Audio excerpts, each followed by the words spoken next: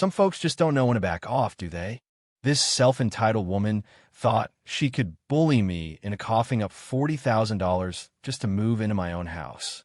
When I stood my ground and refused her absurd demands, she went ballistic, calling in her heavy hitters to run me out of my own property. Big mistake. After 30 years in law enforcement, I've dealt with plenty of wannabe kingpins who think they're untouchable. When her reinforcements rolled up, ready to slap cuffs on me for trespassing, I calmly reached for my wallet. What happened next? Let's just say their smug grins vanished faster than a summer storm. I'm Michael Bennett, a retired detective with 3 decades of chasing down the worst of the worst. I thought I'd earn some quiet time by the river after buying a stunning riverside home in Willow Creek, a charming 2-story craftsman with a sprawling deck, private pier, and ancient willows shading the yard. After years of grit and grime, this was my slice of heaven paid for in cash. Paperwork pristine, permits locked in. What'd go wrong, right? Moving day came, and I'm guiding the movers when this woman, Elizabeth Harper, storms across my lawn like she owns the whole damn town. Picture her, flawless auburn hair at 7 a.m., a tailored navy suit that screamed money, clutching a clipboard like it's a scepter. Her attitude? Bigger than the Mississippi itself. Stop right there, she bellows, loud enough to rattle the neighbors' windows.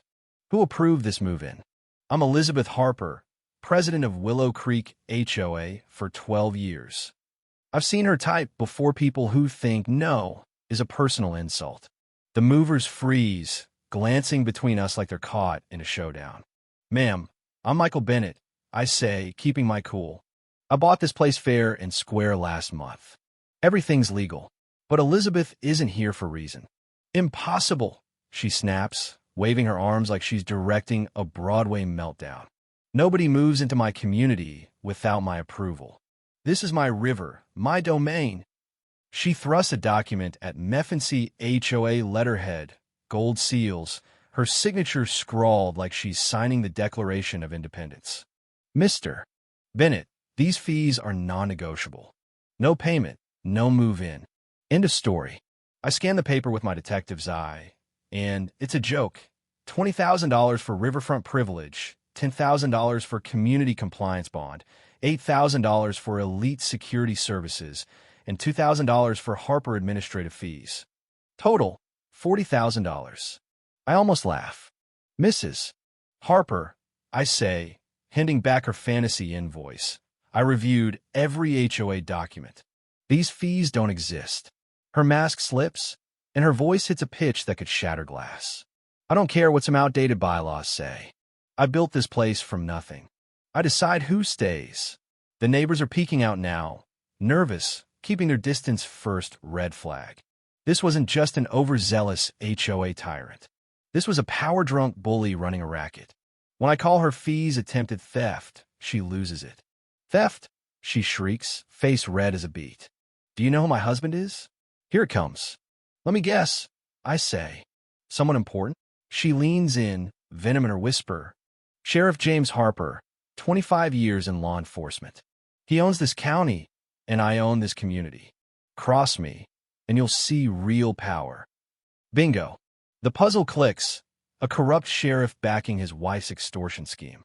The slashed tires on my truck the next morning, the anonymous note on fancy stationery reading pay or leave, the endless bogus inspection sits, all textbook intimidation. But I'm not some scared retiree. I'm a cop who's seen worse. Things escalate fast. Elizabeth rallies a posse of terrified neighbors, screaming that I'm trespassing. The crowd grows, phones out, recording the chaos. This is my river, she rants, unraveling. I rule here. Then she calls in James, and he arrives with sirens blaring, a 6 feet 4 inches wall of muscle in full sheriff gear, hand on his holster like he's in a western. Mr. Bennett, he growls, you're disrupting our peaceful community. I stay calm.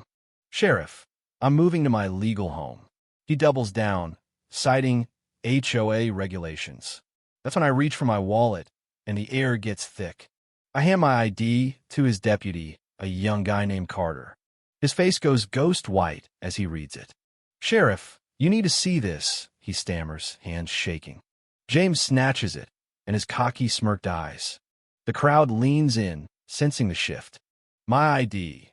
State Police, Criminal Investigation Division, Detective Michael Bennett, 30 years. Sheriff, I say, voice carrying, I outrank you. Gasps ripple through the neighbors. Elizabeth screams, You're a cop? That's not fair. I turn to the crowd. Folks, I came to retire, but I can't ignore corruption. These fees are illegal, and I've got recordings of her threats. The neighbors erupt, spilling stories of years of abused $500 landscaping fees from pensioners, $2,000 permits for small businesses, families driven out by harassment. James tries to backpedal, but it's too late. I've already sent evidence to my superiors. 6 months later, on the federal courthouse steps in Willow Creek, August 15th, 2026, James Harper gets 12 years for conspiracy and racketeering. Elizabeth gets 8 for theft and extortion. The town's free, with a new, honest HOA board led by Mrs. Clara, a brave retiree. Over $800,000 in stolen fees is returned, and Willow Creek's a real community now barbecues. Kids playing, no fear. But as I sip coffee on my pier, a call from Phoenix hints at a bigger network of HOA corruption, and my victories put a target on my back. What's in that black sedan, watching from across the river? Who's coming for me next? And should I take the Phoenix case, knowing it might be my last?